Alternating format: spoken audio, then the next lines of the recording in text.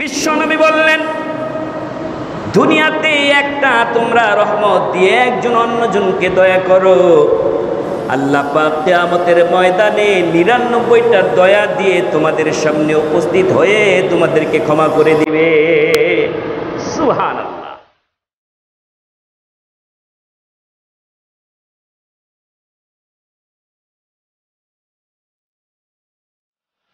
সমস্ত প্রশংসা, গুণগান, তারিফ সেই মহান রব্বুল আলামিনের জন্য, যিনি আমাদেরকে মুসলিম হিসাবে পরিচয় দেওয়ার মতন সৌভাগ্য দান করলেন।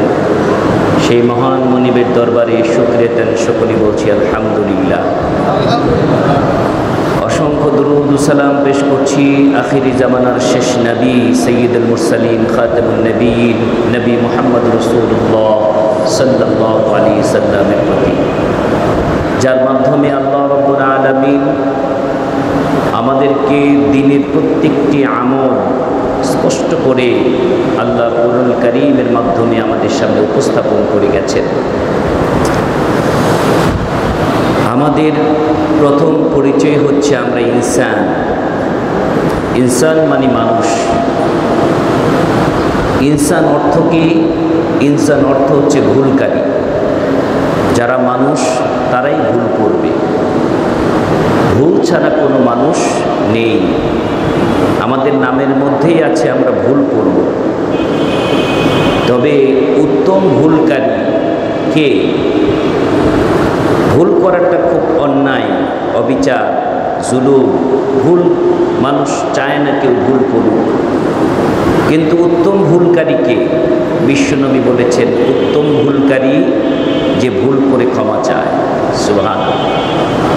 উত্তম গুনাহগার যে গুনাহ করে কি করে? ক্ষমা চায়। তো আজকে আমি একটি গুরুত্বপূর্ণ বিষয় নিয়ে আলোচনা করব। সেই বিষয়টি হচ্ছে তাওবা। তাওবা অর্থ কি? তাওবা অর্থ ফিরে আসা। তাওবা অর্থ কি? ফিরে আসা। কোত্থেকে ফিরে আসবেন? কোথায় যাবেন? ফিরে এসে যাবেন কোথায়?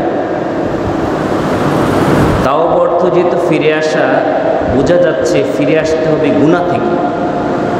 গুনাহ থেকে ফিরে আসতে নেক কাজের দিকে ধাবিত হতে হবে, এর নাম তাওবা। এই তাওবা কখন করব?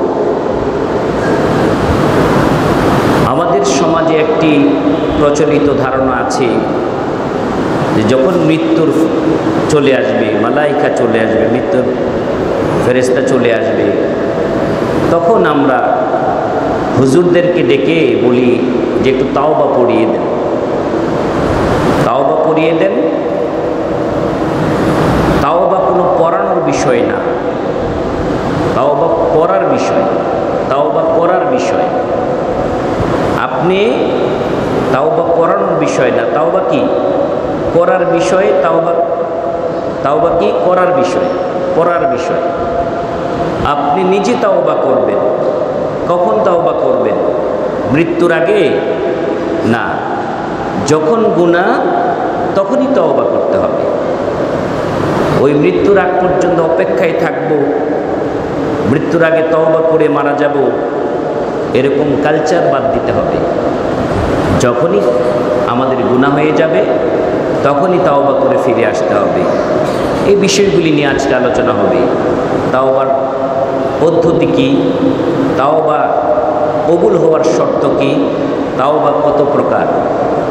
আমরা প্রথমেই যদি জানি যে তাওবার শর্ত কি, ফিরে আসার শর্ত কি, তাহলে জানতে হবে গুনাহ কয় প্রকার। গুনাহ হচ্ছে মূলত দুই প্রকার। একটা হচ্ছে আল্লাহর সাথে, আর একটা হচ্ছে বান্দার সাথে। গুনাহটা একটা হয় আল্লাহর হক নষ্ট করার কারণে, আরেকটি হয় কি? বান্দার হক নষ্ট করার কারণে। এই দুইটি কারণে গুনাহ হয়। তো এই জন্য যদি আল্লাহর হক নষ্ট হয় তাহলে ক্ষমা চাইতে হবে কার কাছে? আল্লাহর কাছে। আর যদি বান্দার হক নষ্ট হয় তাহলে ক্ষমা চাইতে হবে কার কাছে? আগে বান্দার কাছে ক্ষমা চাইতে হবে। তাহলে ক্ষমা চাইতে হবে দুইজনের কাছে। একজন হলো বান্দা, আরেকজন হচ্ছেন আমাদের স্রষ্টা। দুই শ্রেণীর কাছে ক্ষমা চাইতে হবে। আপনি মানুষের সম্পদ আত্মসাৎ করলেন, মানুষের কি গীবত করলেন, মানুষের নিন্দা পরচর্চা করলেন, মানুষকে কষ্ট দিলেন, এই গুনাহ আল্লাহ ক্ষমা করবে না যতক্ষণ পর্যন্ত ওই যেই মানুষটাকে আপনি কষ্ট দিয়েছেন সেই মানুষটা আপনাকে ক্ষমা না করবে। আর তওবা করার সময় এই দুইটা শর্ত তো পূরণ করতেই হবে। আরেকটি শর্ত হচ্ছে এই যে অনুশোচনা সহকারে ফিরে আসতে হবে। আমি যে গুনাহটা করেছি এটা যে বড় ধরনের অন্যায় হয়েছে, গুনাহ হয়েছে, এই গুনার ফিলিংস, অনুভূতি থাকতে হবে। গুনাহটা যে অন্যায় এরকম একটি ফিলিংস মনের মধ্যে রেখে তারপরে আল্লাহর কাছে ফিরে আসতে হবে। কাজী আল্লাহ রাব্বুল আলামিন এই তওবা সম্পর্কে কোরআনুল কারীমে কি দিক নির্দেশনা দিয়েছেন, চলুন প্রথমে এই বিষয়গুলি জেনে নিই। আল্লাহ রাব্বুল আলামিন সূরা তাহরিমের 8 নম্বর আয়াতে বলছেন, ইয়া আইয়ুহাল্লাযীনা আমানু তুবু ইলাল্লাহি তাওবাতুন নাসুহা। হে ঈমানদার নারী এবং পুরুষ, এখানে সারা পৃথিবীর মানুষকে আল্লাহ রাব্বুল আলামিন আহ্বান করেননি, করেছেন ঈমানদার নারী এবং পুরুষ। ঈমান আনার পরে আমরা কেউ গুনাহ করব না, মুসলিম হওয়ার পরে গুনাহ করব না এমনটি নয়। আমরা মুসলিম হওয়ার পরও, ঈমানদার হওয়ার পরও আমাদের দ্বারা গুনাহ হয়ে যেতে পারে। এই জন্য আল্লাহ রাব্বুল আলামিন আমাদেরকে, যারা ঈমানদার তাদেরকে ডেকে বলছেন, ইয়া আইয়ুহাল্লাযীনা আমানু তুবু ইলাল্লাহ, তোমরা তওবা করো আল্লাহর কাছে। তাওবাতুন নাসুহা, খাঁটিভাবে তওবা করে ফিরে আসো। খাঁটিভাবে আল্লাহর কাছে ক্ষমা চেয়ে খাঁটিভাবে অন্তর দিয়ে খাঁটি তওবা করে ফিরে আসো। লোক দেখানো ফরমালিটি কোনো তওবা নয়, অন্তর থেকে মন থেকে খাঁটিভাবে তাওবাতুন নাসুহা বলা হয়েছে, খাঁটিভাবে বলা হয়েছে, বিশুদ্ধ তওবা বলা হয়েছে। নাসুহা কোনো ব্যক্তির নাম নয় যে নাসুহা এক ব্যক্তি ছিল, এই ব্যক্তি যেভাবে তওবা করেছে ওইভাবে তওবা করতে আল্লাহ বলেছেন, এমনটি নয়। বরঞ্চ নাসুহা অর্থ হচ্ছে একনিষ্ঠভাবে খাঁটিভাবে তওবা করা। আমি আল্লাহর দিন থেকে, আল্লাহর রাস্তা থেকে দূরে চলে গিয়েছিলাম, আমি যেন আল্লাহর কাছে ফিরে আসি। এজন্য আল্লাহ রাব্বুল আলামিন আমাদেরকে আহ্বান করছেন, হে ঈমানদারেরা, তোমরা ফিরে যেতে পারো, তোমরা আমার রাস্তা থেকে দূরে চলে যেতে পারো, অন্যায় অবিচারে লিপ্ত হতে পারো। কারণ তোমাদেরকে 24 ঘন্টাই শয়তান তোমাদেরকে তোমাদের দিনের পথ থেকে বিচ্যুত করার জন্য, তোমাদেরকে আসল উদ্দেশ্য জান্নাত থেকে ফিরে রাখার জন্য, তার সাথে জাহান্নামে যাওয়ার জন্য 24 ঘন্টাই সে তোমাদেরকে আহ্বান করছে, প্রতারিত করছে। এই জন্য আল্লাহ রাব্বুল আলামিন বলছেন যে তোমরা আমার কাছে ফিরে আসো, আমার রাস্তায় ফিরে আসো। কেমনভাবে ফিরে আসবে? একদম খাঁটিভাবে, প্রতারণার সাথে না, যে লোক দেখানো না, একমাত্র খাঁটিভাবে তওবা করে ফিরে আসবো, যে না আর কখনো ওই অন্যায় কাজের দিকে, শয়তানের কাজের দিকে ফিরে যাব না। এটা করতে হবে। এখন প্রশ্ন হচ্ছে, আমরা কি আসলেই গুনাহগার যে তওবা করতে হবে? আপনারা কি বলেন? আমরা কি সবাই নেককার না গুনাহগার? হ্যাঁ, আমরা গুনাহগার। আমরা নেক কাজ করার চেষ্টা করি, কিন্তু নেকের চেয়ে গুনার পরিমাণ বেশি না কম? বেশি হয়ে যায়। কাজী আল্লাহ রাব্বুল আলামিন যদি আমাদেরকে সান্ত্বনা না দিতেন, তওবা করার সুযোগ না দিতেন, তাহলে কিন্তু আমরা নিরাশ হয়ে যেতাম। কারণ কোরআনুল কারীমের কিছু আয়াত আছে, যে আয়াত যদি আমি আপনি পর্যালোচনা করি তাহলে বাঁচার কোনো উপায় ছিল না। কিন্তু আবার যখন কোরআনুল কারীমের কিছু আয়াত পড়ি তখন দেখি না, নিরাশ হওয়া যাবে না, আল্লাহ রাব্বুল আলামিন রাস্তা খুলে রেখেছেন। এজন্য যদি সাহাবায়ে আজমাইন যখন এই আয়াতটা শুনলেন, কি আয়াত? সাহাবে আজমাইনদের সামনে আল্লাহ রাসূল সাল্লাল্লাহু আলাইহি সাল্লাম শোনালেন, ফামান ইয়ামাল মিসকাল যাররাতিন খায়রান ইয়ারা ওয়া মান ইয়ামাল মিসকাল যাররাতিন শাররান ইয়ারা। যে ব্যক্তি অনুপরিমাণ খারাপ কাজ করবে, ফামান ইয়ামাল মিসকাল যাররাতিন খায়রান ইয়ারা, অনুপরিমাণ ভালো কাজ করবে, যাররা যাররা সামান্য যদি ভালো কাজ করে এর প্রতিদানও আল্লাহ তাআলা হিসাব করে দিবেন। ওয়া মান ইয়ামাল মিসকাল যাররাতিন শাররান ইয়ারা, যদি অনুপরিমাণ খারাপ কাজ করো তারও হিসাব করে আল্লাহ তোমার প্রতিদান দিবেন। খারাপ কাজের প্রতিদান কি ভাই? খারাপ কাজের প্রতিদান কি জান্নাত না জাহান্নাম? জাহান্নাম। এক মুহূর্তের জন্য জাহান্নামে যেতে রাজি? হ্যাঁ, এক মুহূর্তের জন্য জাহান্নামে যেতে রাজি না। অথচ এই আয়াতে বলা হয়েছে যাররা যাররা পরিমাণ হিসাব করে তোমাকে তোমার প্রতিদান দেওয়া হবে। যদি এক যাররা পরিমাণ শাস্তিও আমাদের দেন আল্লাহ রাব্বুল আলামিন এই আয়াতের আলোকে, তাহলে যদি ধরেন ভালো কাজের প্রতিদান পাবো আর খারাপ কাজের শাস্তিও পাবো, যদি আল্লাহ রাব্বুল আলামিন খারাপ কাজ বেশি হয়, বেশি পরিমাণ শাস্তি দিয়ে ভালো কাজের প্রতিদান জান্নাত দেন, তাহলে কি আমাদের এই জাহান্নামের আগুনে ভোগ করার থাকার কোনো ইচ্ছা আছে? ইচ্ছে নেই। কাজী আল্লাহ রাব্বুল আলামিন জানিয়ে দিয়েছেন, আমি ইচ্ছে করলে যাররা যাররা পরিমাণ হিসাব করে তোমাদেরকে শাস্তিও দিতে পারি, আবার তোমাদেরকে আমি কি করতে পারি? পুরস্কারও দিতে পারি। যদি এই আলোকে হিসাব হতো কিয়ামতের দিন, এই আলোকে যে যাররা যাররা পরিমাণ গুনাহের হিসাব হবে আর যাররা যাররা পরিমাণ কি নেক কাজেরও হিসাব প্রতিদান দেওয়া হবে, তাহলে আমরা একটা মানুষও পৃথিবীর কেউ বাঁচতে পারতাম না আল্লাহর শাস্তি থেকে। কি বলেন? আল্লাহর শাস্তি থেকে বাঁচার কোনো উপায় ছিল? উপায় ছিল না। কিন্তু আল্লাহ রাব্বুল আলামিন পথ খোলা রেখেছেন। পথ খোলা রেখেছেন। কি পথ? সেটা হলো তোমরা যদি তওবা করে ফিরে আসো তাহলে তোমাদের জীবনের সব গুনাহ মাফ করে দিব। সুবহানাল্লাহ। এই কথাটি আল্লাহ রাব্বুল আলামিন বলছেন যে যদি তওবা করে ফিরে আসো তাহলে কি করব? আসা রাব্বুকুম আইয়ুকাফিরা আনকুম সাইয়্যাতিকুম, যদি তওবা করে ফিরে আসো তাহলে আমি অবশ্যই তোমাদের রব তোমাদের জীবনের অনেক অনেক গুনাহ আমি মাফ করে দিতে পারি। সুবহানাল্লাহ। সাইয়্যাতিকুম, তোমাদের অযাচিত গুনাহগুলি আমি মাফ করে দিতে পারি।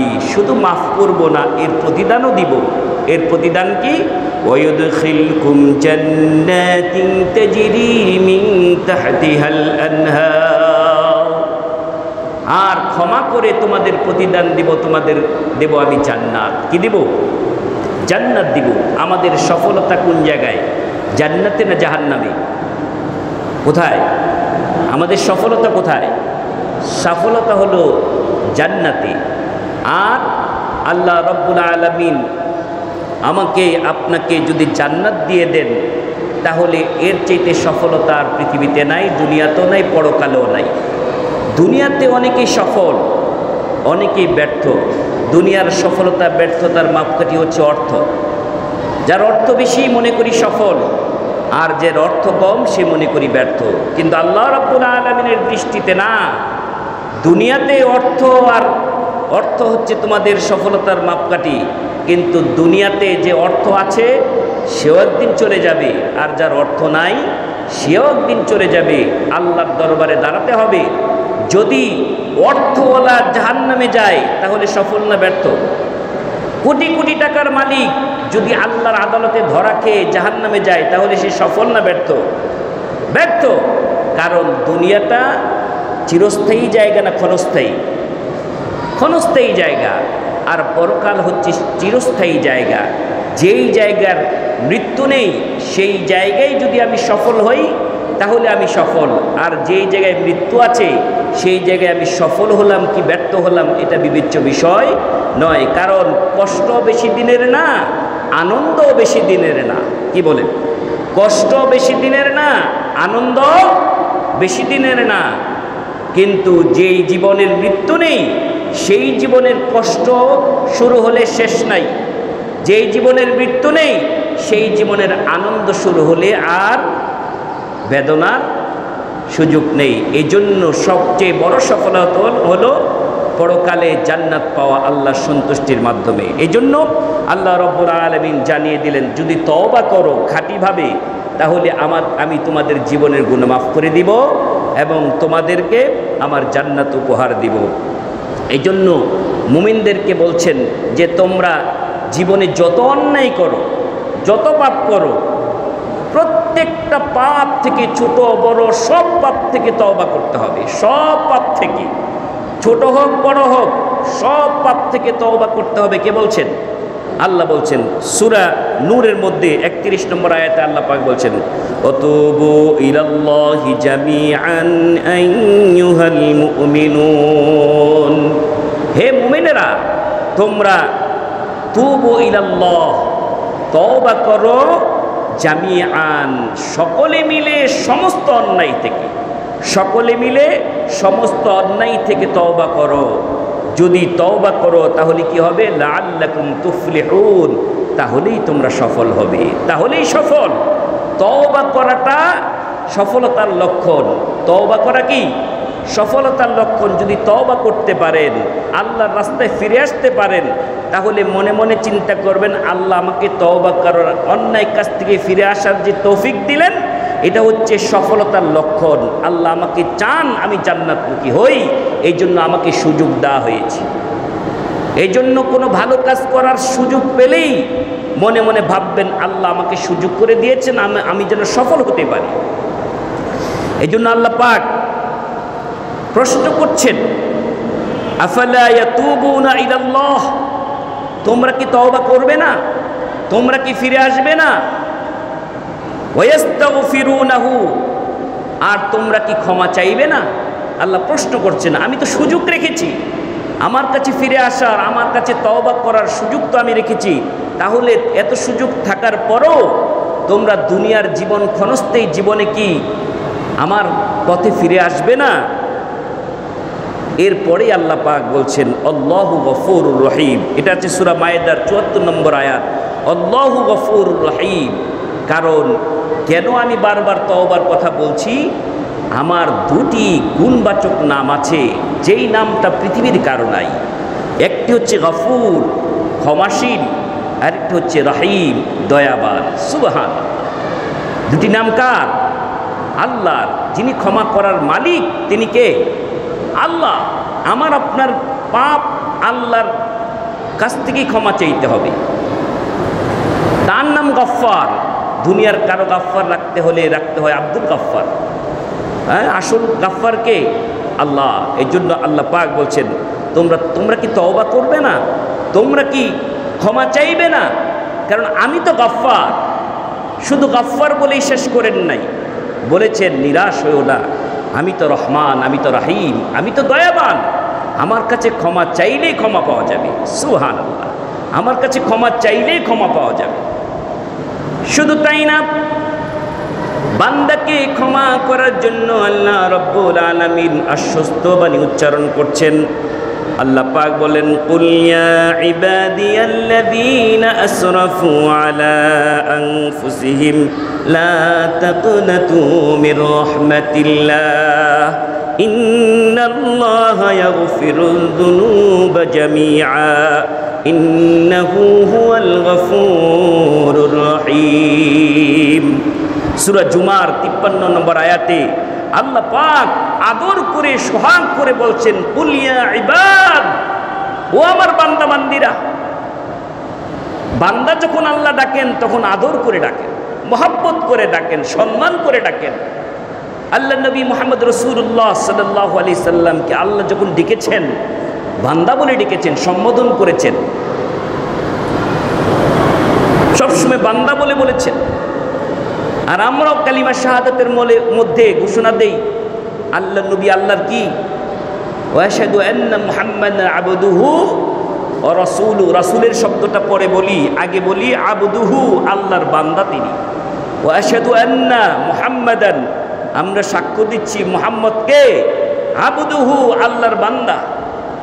আর এভাবে আমাদেরকে প্রতিদিন আমাদেরকে আল্লাহ পাক বলছেন, তোমরাও বলো আমরা আল্লাহর বান্দা।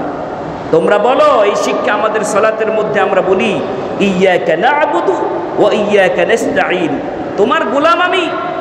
গোলামের চাইতে সম্মানজনক শব্দ আর পৃথিবীতে নাই। আমি গোলাম, আমি চাকর। কার? আমার রবের চাকর। সেই বান্দাদেরকে আল্লাহ, বান্দিকে আল্লাহ পাক বলছেন, হে বান্দা বান্দিরা শোনো, কুল ইয়া ইবাদিয়াল্লাযীনা আসরাফু আলা আনফুসিহিম, যারা তোমরা গুনাহ করে ফেলেছো, হে বান্দারা তোমরা যারা গুনাহ করে ফেলেছো, লা তাকনাতু মির রাহমাতিল্লাহ, আমার রহমত থেকে নিরাশ হইও না। সুবহানাল্লাহ, আমার রহমত থেকে, আমার দয়া থেকে নিরাশ হইও না। বিশ্বনবী বলেছেন, আল্লাহর রহমত, আল্লাহ যখন সব কিছু সৃষ্টি করলেন, আল্লাহর রহমতের, আল্লাহর কাছে দয়ার ভান্ডার হচ্ছে 100। কতগুলি? আল্লাহর কাছে দয়ার ভান্ডার হচ্ছে 100। এ থেকে একটা দয়া পৃথিবীতে সৃষ্টিকুলের মধ্যে আল্লাহ দিয়ে দিয়েছেন। সুবহানাল্লাহ। তাহলে 100 থেকে একটা যদি দান করে দেন আমাদের মাঝে, যেই একটার দয়ার কারণে একজন অন্যজনকে ভালোবাসি, মহব্বত করি, জীবন দিয়েও একজনকে আমরা বাঁচাতে চাই, আদর করতে চাই, ভালোবাসতে চাই, সোহাগ দিতে চাই, মা সন্তানকে আদর করে, স্বামী স্ত্রীকে আদর করে, এই যে আমাদের ভালোবাসা, সব হলো 99 ভাগের কয় ভাগ?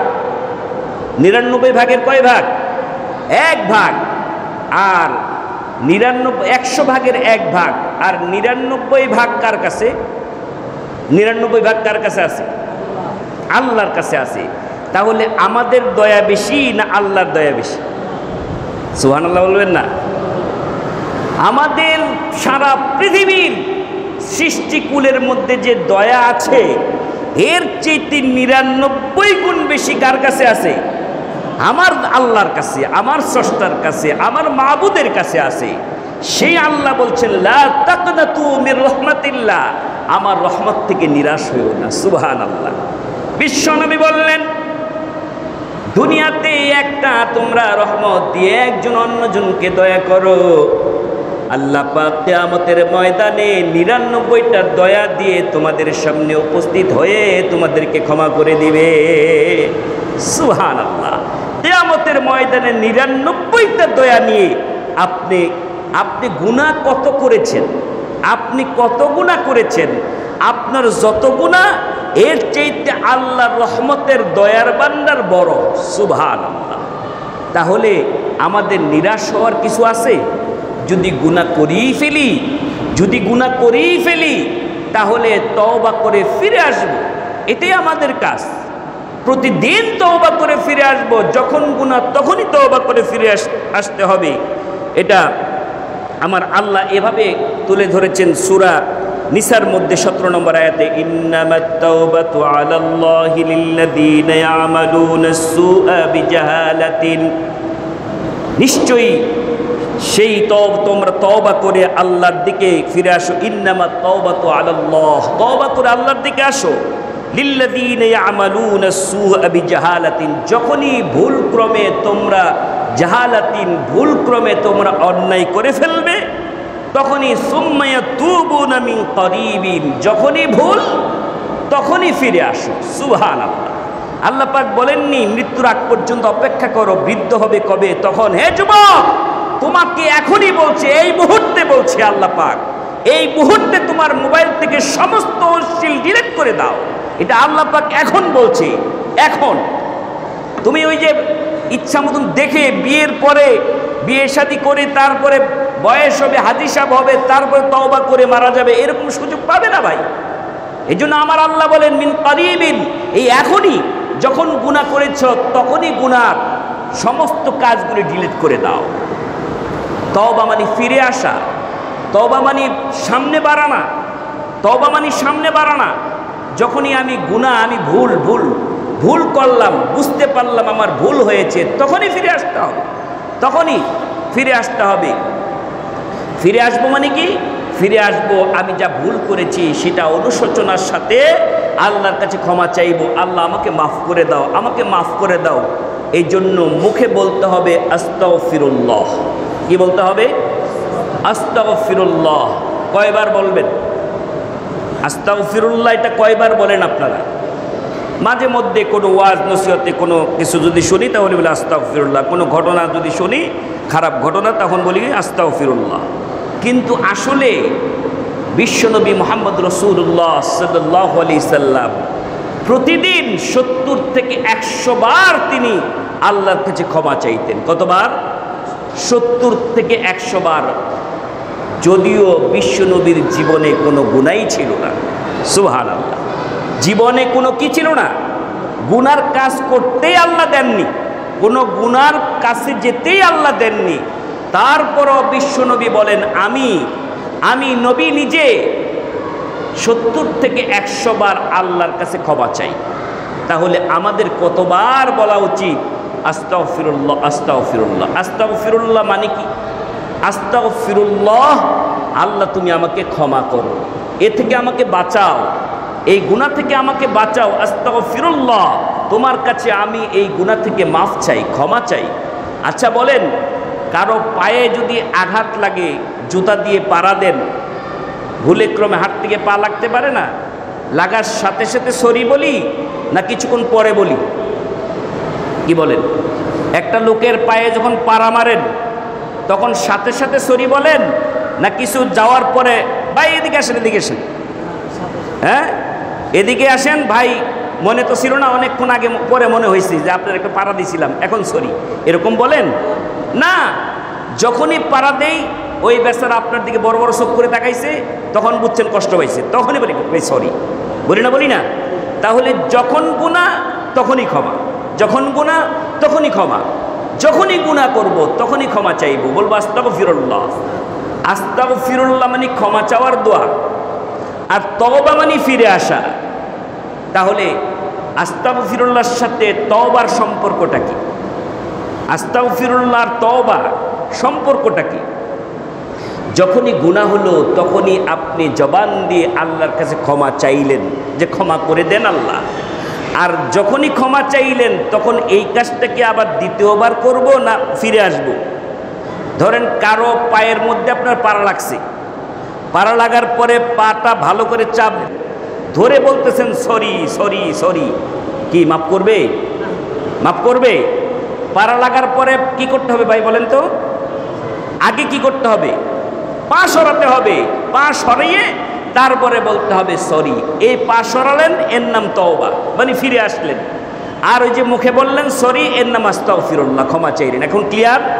তাহলে যখন গুনাহ তখনই আপনি মোবাইল দেখছেন, হঠাৎ করে দেখলেন উলঙ্গ একটা ছবি চলে এসছে, আসতেই পারে, হুজুরের মোবাইলও আসে এখন, এরকম সিস্টেম হয়ে গেছে, এসে গেল। এই ছবিটা যখন আসলো তখন আপনি যেহেতু বুঝলেন এটা একটা অন্যায়, এই দৃশ্যটা দেখা চোখের জেনা, এই দৃশ্য দেখা যাবে না, তখনই আপনি বললেন আস্তাগফিরুল্লাহ। যেহেতু গুনাহটা হয়ে গেছে, চোখের সামনে পড়ে গেছে, তখন বলবেন কি আস্তাগফিরুল্লাহ। এই কথা বলে কি এটা দেখতেই থাকবেন? কি বলেন? আস্তাগফিরুল্লাহ বলে কি দেখতেই থাকবেন, নাকি ওখান থেকে চোখ ফিরে নিতে হবে? চোখ ফিরে নিতে হবে, এটা ডিলিট করে দিতে হবে। এর নাম তওবা, এর নাম তওবা। কাজী টেলিভিশন দেখছেন আর নাচ গান দেখছেন আর বলছেন আস্তাগফিরুল্লাহ আস্তাগফিরুল্লাহ, আর টেলিভিশনের দিকে তাকিয়ে আছেন, তাহলে কি এটা তওবা হলো? না। ওখানে যে অশ্লীলতা আছে, বেহায়াপনা আছে, এটা দেখে অনুশোচনার সাথে না, আল্লাহ আমি ভুল হয়ে গেছে, ভুল থেকে আমি ক্ষমা চাইলাম, আর আমার ব্যক্তিগতভাবে আমি সিদ্ধান্ত নিলাম ওখানে আর ঢুকবো না, এর নাম তওবা, মানে ফিরে আসা। কাজী আমার ভাইয়েরা, আল্লাহ রাব্বুল আলামিন সুযোগ দিয়েছেন তওবা করার, এই তওবাকে কাজে লাগাতে হবে। আমি আপনি যদি মনে করি শয়তান একটা বড় কুমন্ত্রণা দেয় আমাদেরকে যে তুমি তো বহু জীবনে মদ খাচ্ছ, আরও খাচ্ছ, যেই মদ খেয়েছ আল্লাহ আর তোমারে ক্ষমা করবে না, হ্যাঁ, যেই জিনা করেছ আল্লাহ তোমাকে আর ক্ষমা করবে না, কাজে আরও করতে থাকো। এটা হলো এক ধরনের প্রতারণা। আরেকটা বলবে কি, করতে থাকো, এখন তো যুবক মানুষ, চলতে থাকুক, তারপরে যখন বয়স হবে, দাড়ি টাড়ি পেকে যাবে, তখন তওবা করে ফিরে আসো। এই দুই ধরনের শয়তান প্রতারণা দেয়, দুটাই ভুল, দুটাই ভুল। এক নম্বর হলো বৃদ্ধ হবেন এরকম কোনো গ্যারান্টি আছে? শয়তান যে বলছে বৃদ্ধ হয়ে নেন, বুড়া হয়ে নেন, তারপরে তওবা করেন। এ যুবক, তোমাকে যে বলছে, তুমি তো এখনো যুবক মানুষ, তোমাকে করতেই পারো, তুমি করতেই থাকো, শেষে তুমি তওবা করে ফিরে আসো। শেষে যে তওবা করবা সেই পরিমাণ হায়াত তুমি পাবে কিনা এর কোনো গ্যারান্টি আছে? নেই। কাজেই শয়তানের এটা বিরাট প্রতারণা। আরেকটা প্রতারণা হলো যে তুমি যে গুনাহ করেছ, এই গুনাহ এত বড় হয়ে গেছে, এটা আর ক্ষমার যোগ্য না, এটা আর এক প্রতারণা। এই জন্য আমার আল্লাহ বলছেন না, এই প্রতারণায় তোমরা এই প্রতারণার শিকার হয়েও না। শয়তান চায় তোমাদেরকে প্রতারণার সাথে তোমাদেরকে সাথে নিয়ে জাহান্নামে যেতে, আর আল্লাহ চান তোমাদেরকে পৃথিবীতেই তোমাদের গুনাহগুলি মাফ করে জান্নাত দিতে। কাজী আল্লাহ পাক বলছেন, হে ঈমানদাররা, হে বান্দারা, তোমরা তওবা করো, ফিরে আসো। এই জন্য যত গুনাহই হোক মনে করতে হবে আমার গুনার চাইতে ক্ষমার দরজা বড়, ক্ষমার পাওয়ার বেশি। এই জন্য বিশ্বনবী আমাদেরকে জানিয়েছেন যে কিভাবে আল্লাহ রাব্বুল আলামিন কোনো বান্দাকে যদি ক্ষমা করতে চান তাহলে তার প্রতি কিভাবে রহম করে, কিভাবে দয়া করে। আর কত বড় গুনাহ হলেও যে আল্লাহ যত বড় গুনাহই হোক তওবা করলে যে আল্লাহ ক্ষমা করার পাওয়ার আছে, ক্ষমা করে দিতে পারেন। এই ঘটনা বলতে গিয়ে বিশ্বনবী বলেন, এক লোক ৯৯টা খুন করেছে। কয়টা খুন? ৯৯টা খুন করার পরে তার ভিতরে অনুশোচনা আসলো যে আমি যে ৯৯টা খুন করলাম, ৯৯টা খুন করার পরেও কি আমার ক্ষমার কোনো আশা আছে? কারণ শয়তান তাকে বারবার বলছে খুন করতেই থাকো, খুন জন একটা করছো, একটা করলো যেই এক ফাঁসি, ১০০ করলো একই ফাঁসি। কাজী ফাঁসি তো জীবনে একবারই হবে, করতেই থাকো, ধরা গেলে ফাঁসি একবারই হবে, করতেই থাকো। এই যে শয়তান লাগিয়ে দিছে, চলতেই ছিল। ৯৯টা খুন করার পরে তারপরে সে হঠাৎ করে অনুশোচনা হলো, না আর সামনে বাড়া যায় না, আমি এতগুলি মানুষকে খুন করলাম, এই খুন, এই গুনাহ আমার আল্লাহ কি আমাকে মাফ করবে? এই প্রশ্ন তার ভিতরে উদয় হলো। ৯৯টা খুনের মামলার আসামি আমি, এই গুনাহ নিয়ে যদি আল্লাহর কাছে তওবা করি, আল্লাহর কাছে ফিরে যাই, আল্লাহর দ্বীনের দিকে আমি ধাবিত হই, আমার আল্লাহ কি আমার এই তওবা ১৯৯টা খুনের সেই মামলা কি আমাকে আল্লাহ মাফ করবে? এরকম তার ভিতরে চিন্তা হলো। সেই প্রশ্নটা ছড়ে দিল একজন আলেমের কাছে, বলল, হুজুর আমি জানতে চাই, আমি এক এক করে ৯৯টা খুন করেছি, এই ৯৯টা খুন করার পরেও কি আমার আল্লাহ আমাকে মাফ করতে পারে? ওই লোক আলেম ছিল কিন্তু বুঝদার আলেম না, হ্যাঁ, তার জ্ঞান অনুযায়ী সে বলল, না না, তুমি একটা না দুইটা না ৯৯টা খুন করেছো, এত বড় খুনির মামলার আসামি তুমি, তোমাকে আল্লাহ রাব্বুল আলামিন খুন করবে, মাফ করবে না? এই কথা শোনার পরে সে হতাশ নাকি আশান্বিত? সে হতাশ হয়ে গেল যে তাহলে কি আমার কোনো পথ নেই, আমার ক্ষমা পাওয়ার কোনো উপায় নেই? তখন সে চিন্তা করলো ৯৯টা যখন হয়েছেই, তাইলে আর একটা বাকি রাখতে লাভ কি? ওই হুজুরকেই শেষ করলো, হুজুরকেই খুন করলো, হলো কয়টা? সেঞ্চুরি হয়ে গেল, ১০০ খুনের আসামি। ১০০ খুন করার পরে চিন্তা করলো, আমি ১০০ খুনের আসামি, আমার ক্ষমা পাওয়ার কোনো যোগ্যতা আমার হারিয়ে ফেলেছি নাই। তারপরও এর একটুবার জানতে চাই, আরেকবার কারো কাছ থেকে জানতে চাই কোনো এরকম সুযোগ আমার আছে কিনা আমি ক্ষমা পাবার। তাই একজন আলেমের কাছে গেলেন, গিয়ে জিজ্ঞেস করলেন, আমি ১০০ খুনের মামলার আসামি, আল্লাহ রাব্বুল আলামিন আমাকে কি মাফ করবে কিনা? ওই আলেম বললেন, লা তাকনাতু বির রাহমাতিল্লাহ, তুমি আল্লাহর রহমত থেকে নিরাশ হও না, ১০০ খুনের চাইতে আমার আল্লাহর রহমত অনেক বড়। সুবহানাল্লাহ।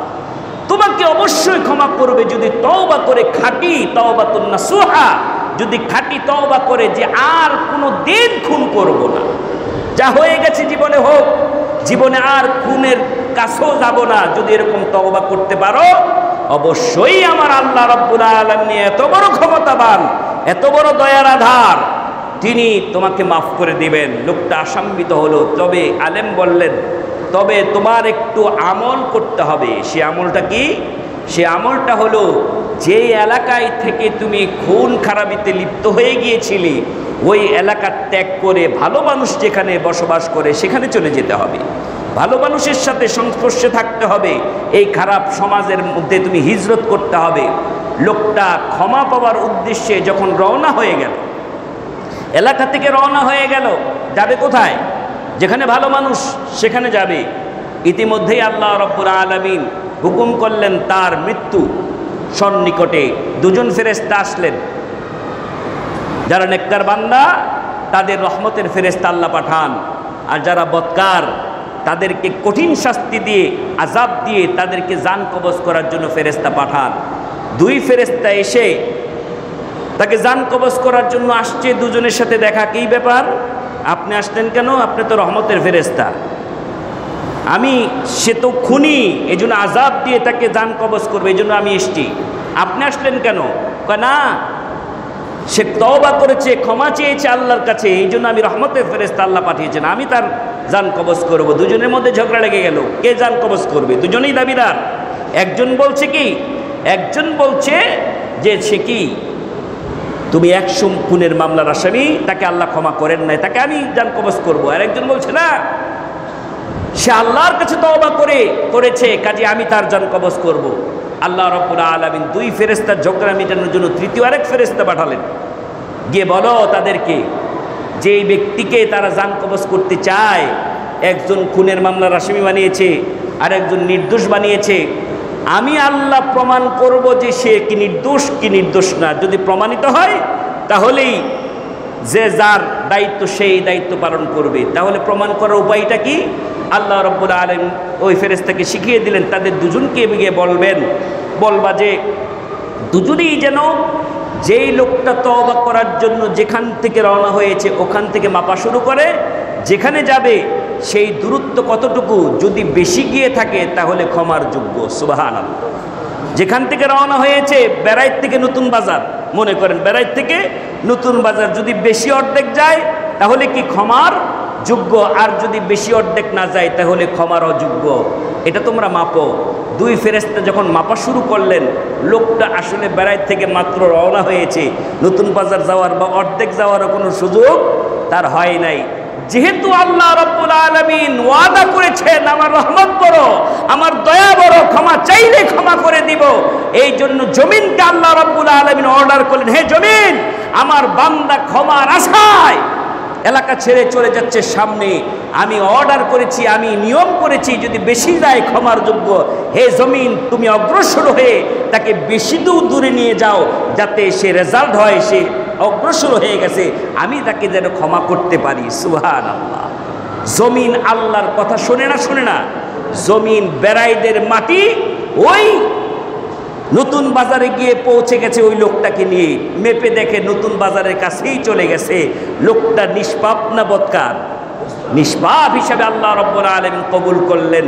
এভাবে করে 100 খুনের আসামিকে যদি আল্লাহ রাব্বুল আলামিন মাফ করতে পারেন, আমরা তো ভাই 100 খুনও করি নাই, একটা খুনও করি নাই। হ্যাঁ, একটা খুনও করি নাই, এরকম মানুষ আছে না নাই? ওদিকে কয়জন মানুষের খুনির সংখ্যা কম, 100 মানুষের খুন করার অপরাধ কি আমাদের হয়েছে? তাহলে কেন নিরাশ হব? আল্লাহর কাছে তওবা করতে হবে, ফিরে আসতে হবে। আল্লাহ তওবা করে ফিরে আসলে আল্লাহ আমাদের প্রতি খুশি না বেজার?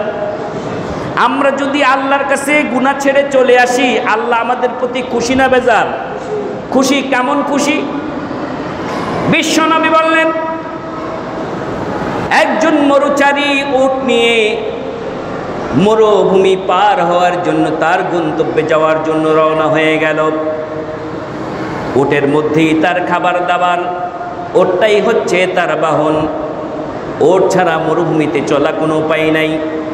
লোকটা যখন চলতে চলতে যখন ক্লান্ত হয়ে গেল, একটা গাছের নিচে ছায়ায় সে একটু রেস্ট নেওয়ার জন্য থামলো।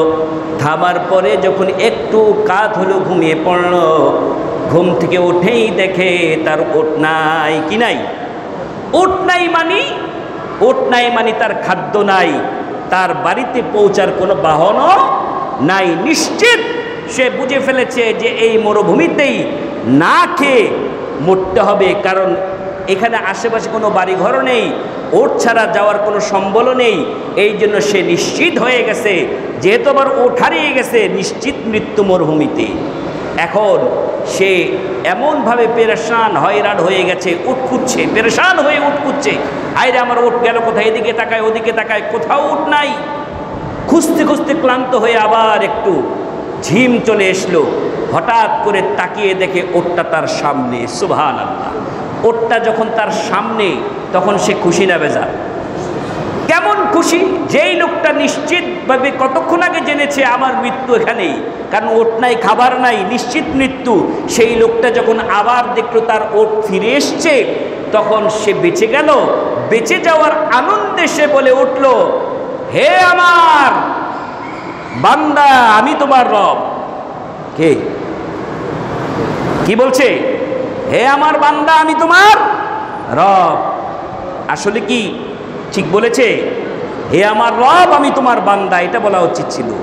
কিন্তু এত আনন্দিত হয়েছে, এত খুশি হয়েছে, খুশির কারণে আল্লাহকে কি বলে যে ধন্যবাদ জানাবে সেটা সে ভুলেই গেছে। আল্লাহর নবী তখন বললেন, এই বান্দা যেমনি করে মৃত্যু থেকে বাঁচার পরে আনন্দিত হয়ে আল্লাহর সামনে এরকম উল্টা পাল্টা বলে ফেলেছে, এত আনন্দিত হয়েছে, একটা বান্দা যখন অন্যায় থেকে ফিরে আসে, আমার আল্লাহ এই মরুভূমির ওট হারানোর মালিকের চাইতেও বেশি খুশি হয়ে যায়। সুবহানাল্লাহ! কাজী আল্লাহ খুশি হয়ে যান। আমরা যখন ফিরে আসবো তখন আল্লাহ খুশি হয়ে যান। এই জন্য তওবা করার শর্ত বলেছিলাম তিনটা।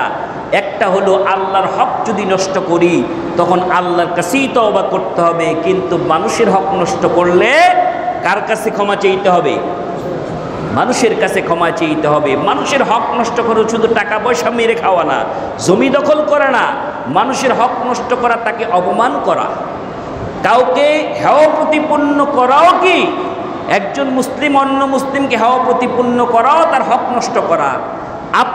আপনার কাছ থেকে সে সম্মান পাওয়ার অধিকারী, তাকে অপমান করার এখতিয়ার আপনার নেই।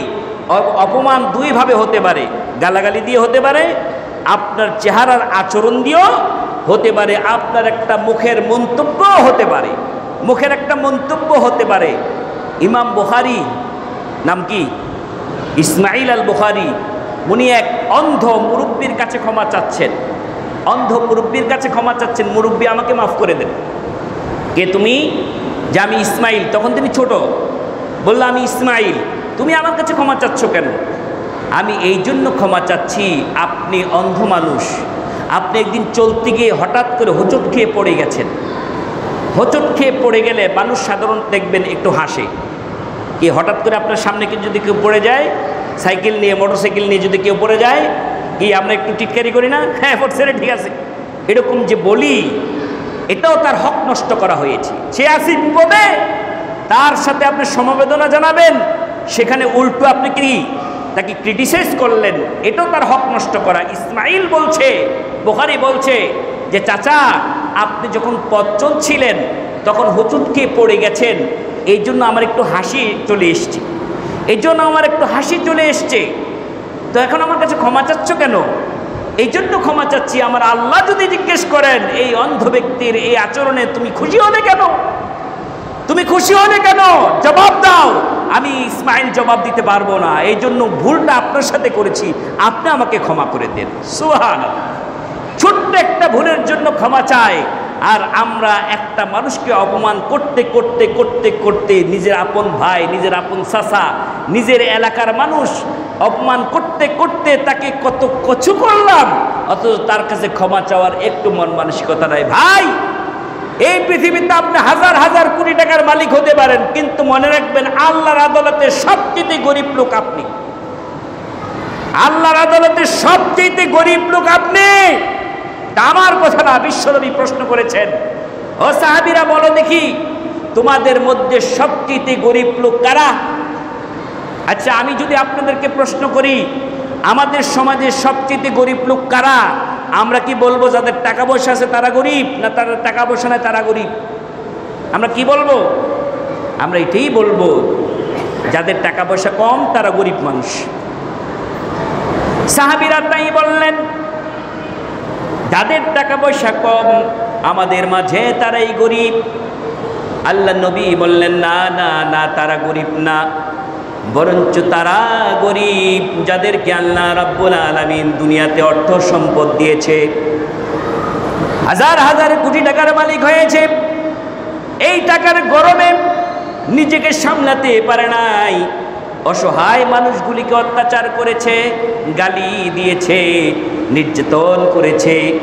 এই যে কাজগুলি করলো, ওই লোকটা যতই ধনী হোক, ধনী মানুষ হজ করতে পারে না? ধনী মানুষ হজ করতে পারে, যাকাত দিতে পারে, হজের যাকাত, হজের সওয়াব, যাকাতের সওয়াব, দানের সওয়াব দিয়ে সে মনে করেছে আমি আল্লাহর জান্নাতে চলে যাব। এই ধনী মনে করেছে আমি আল্লাহর জান্নাতে চলে যাব। কিন্তু বিশ্বনবী বললেন, কিয়ামতের ময়দানে আল্লাহর বিচার যখন শুরু হয়ে যাবে তখন ধনী ব্যক্তিও দাঁড়াবে আর গরিব ব্যক্তিও দাঁড়াবে। দুনিয়াতে যে গরিব ছিল সেও দাঁড়াবে। সে গরিব থাকার কারণে তাকে অত্যাচার করেছে, জুলুম করেছে, নির্যাতন করেছে, দুনিয়াতে কোনো বিচার পায় নাই, আদালতে তার কোনো মজলুমের কোনো বিচার হয় নাই। আল্লাহর আদালতে যখন বলবে, আল্লাহ দুনিয়াতে বিচার পাই না, তোমার আদালতে বিচার দিলাম, আমি মজলুম ছিলাম, আমি কোনো প্রতিকার পাই নাই, আল্লাহ এই বিচার তোমার কাছে দিলাম, তুমি বিচার করো। আল্লাহ রব্বুল আলামিন বলবেন, ও হাজী সাহেব, ও যাকাত দেনওয়ালা, তুমি তো অনেক নেক কাজ করেছো, কিন্তু পাশাপাশি লোকটার উপর অত্যাচার করেছো, নির্যাতন করেছো, গালি দিয়েছো, তাকে অপমান অপদস্থ করেছো। এক কাজ করো, তোমার এখন আমার আল্লাহর রায় হলো, দুনিয়ার আদালত না, এখন আমার আদালত চলছে, তোমার নেকগুলি এই জুলুম যাকে মাজলুম যাকে অত্যাচার করেছো তোমার নেকগুলি দিতে থাকো, নেকগুলি দিতে থাকো। নেকগুলি দিতে দিতে যখন নেক শেষ হয়ে যাবে তখন আরও কিছু মজলুম আবার আসবে। আল্লাহ গো, এই লোকটার কাছে তো আরও কিছু পাওনা দাবিদার আসবে, আমাকে মেরেছে, আমাকে আঘাত করেছে, আমার সম্পদ লুণ্ঠন করেছে, আমি পাওনা চাই। আমার আল্লাহ বলবেন, ধনী তোমার তো কোনো আর কোনো আমলের মধ্যে কোনো ন্যাক আমল নাই, এক কাজ করো, যেহেতু দুনিয়ার এখন হিসাব না, এখন পরকালের হিসাব, টাকা পয়সা দিয়ে তো আর মিট করা যাবে না, কাজেই তোমার এখন কাজ হলো যেই লোকটার উপর অত্যাচার করেছো ওই লোকটার বদগুলি তোমার আমল নামায় আমি আল্লাহ দিয়ে দিলাম।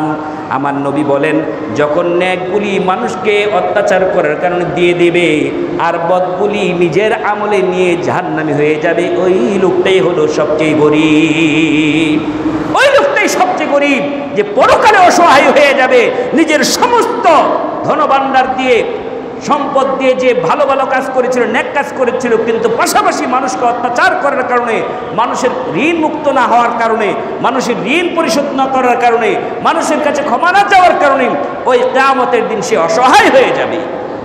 কাজে আমার ভাইয়েরা, আল্লাহ রব্বুল আলামিন কিয়ামতের ময়দানের সৃষ্টি হওয়ার আগেই দুনিয়াতে যাদের সাথে অন্যায় করলাম, অবিচার করলাম, বোনের হক নষ্ট করলাম, ভাইয়ের হক নষ্ট করলাম, ফুফুর হক নষ্ট করলাম, স্ত্রীর হক নষ্ট করলাম, স্বামীর হক নষ্ট করলাম, ভাইয়ের হক নষ্ট করলাম, সমাজের হক নষ্ট করলাম, সমস্ত হক নষ্ট করার অপরাধ দুনিয়াতেই মেটাতে হবে।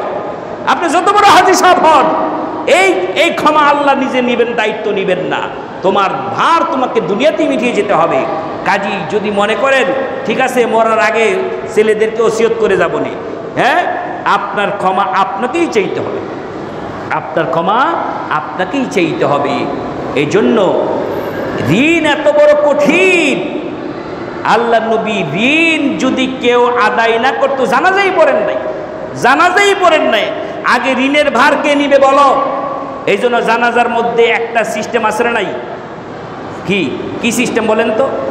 যে মারা গেছে তার পক্ষ থেকে একজন দায়িত্ব নেই, দায়িত্ব নিয়ে কি বলে, আমার বাবার সমস্ত ঋণের বোঝা আমি নিলাম, আমার কাছে দেখা করবেন। এই দায়িত্ব না নেওয়া পর্যন্ত জানাজা পড়ানো যাবে না। ঋণ এত মারাত্মক জিনিস, এই জন্য ঋণ মুক্ত জীবনযাপন করার জন্য চেষ্টা করতে হবে। ঋণ থাকলে এটা টাকা পয়সার ঋণ হতে পারে, মানুষের অত্যাচারের ঋণ হতে পারে। এই ঋণগুলি পরিশোধ করেই আমাদের কবরের প্রস্তুতি নিতে হবে, নাহলে উপায় নেই ভাই। তারপরও আল্লাহ রব্বুল আলামিন গফুরুর রহিম, রহমানুর রহিম, দয়ার সাগর। আল্লাহ কে কাকে কিভাবে ক্ষমা করে দিবে এটা আল্লাহই ভালো জানে। আমরা কাউকে বলতে পারি না তোমাকে আল্লাহ ক্ষমা করবে না, তোমাকে আল্লাহ মাফ করবে না মিয়া, এই কথা কাউকে বলা যাবে না। আমরা বলি না অনেক সময়, এই মিয়া তুমি কত রয়েছে, তোমারে ক্ষমা করবে না আল্লাহ, এই কথা বলাই যাবে না।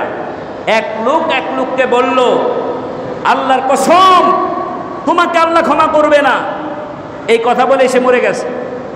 এই কথা বলে সে মরে গেছে। আর মৃত্যুর পরে দেখা গেল দুইজনে দেখা গেল যে যাকে বলা হয়েছে আল্লাহ ক্ষমা করবে না সে জান্নাতে, আর যে বলছে যে ক্ষমা করবে না তোমাকে, সে নেককার মনে করে, নিজেকে খুব নেককার মনে করে বলছে তাকে ক্ষমা করবে না, সে জাহান্নামে। আল্লাহ বুঝলাম না, আমি তো নেক কাজ করেছি, আমি তো নেক কাজ করে জান্নাতে যাব, আমি জাহান্নামে কেন? আল্লাহ পাক বললাম তোমাকে এই দায়িত্ব, বলবেন তোমাকে এই দায়িত্ব কে দিয়েছে যে আমি কাকে ক্ষমা করব কি ক্ষমা করব না, এই দায়িত্ব কে দিয়েছে? তুমি গ্যারান্টি দিয়েছো তাকে ক্ষমা করব না, আজকে আমি দায়িত্ব নিয়ে তোমাকে ক্ষমা করলাম না, যাও। কাজী কাউকে আল্লাহ ক্ষমা করবে না, তুমি ক্ষমা পাবে না, এরকম কথা বলা যাবে না। সবাইকে বলতে হবে ভাই অন্যায় করেছি, অন্যায় করছো, মাফ চাও, ক্ষমা চাও, আল্লাহ ক্ষমা করে দিবে। এই আশার বাণী শোনাতে হবে। আল্লাহ রাব্বুল আলামিন সবাইকে ক্ষমা চাওয়ার তওবা করার তৌফিক দান করুক, আমিন।